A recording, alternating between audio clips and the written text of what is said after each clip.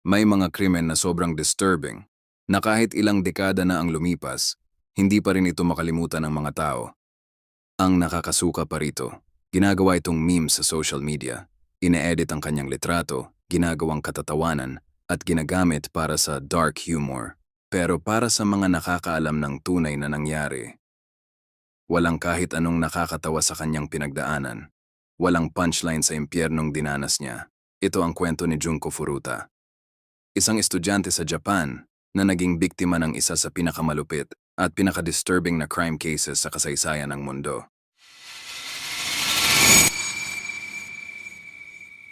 Noong 1988, si Junko Furuta ay 17 taong gulang lang.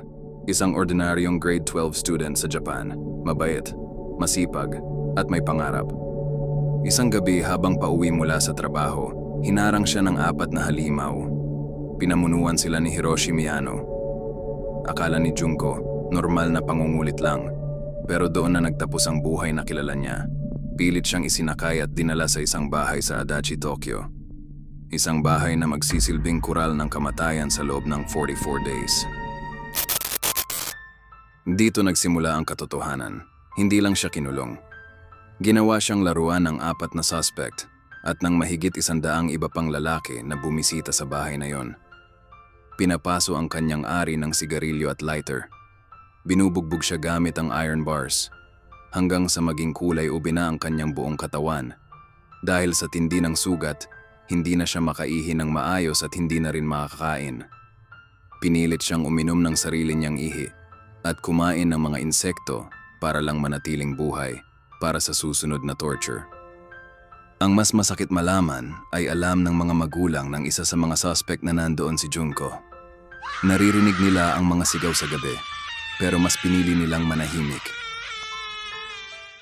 Ang kanilang katahimikan ang naging hatol ng kamatayan para sa batang si Junko. Noong January 4, 1989, bumigay na ang katawan ni Junko. Para itago ang krimen, inilagay nila ang kanyang bangkay sa isang oil drum. Binuhusan nila ito ng semento. Si Junko na dati ay puno ng buhay, ay naging bahagi na lang ng isang matigas na tipak ng semento. Itinapon sa isang reclamation site na parang basura.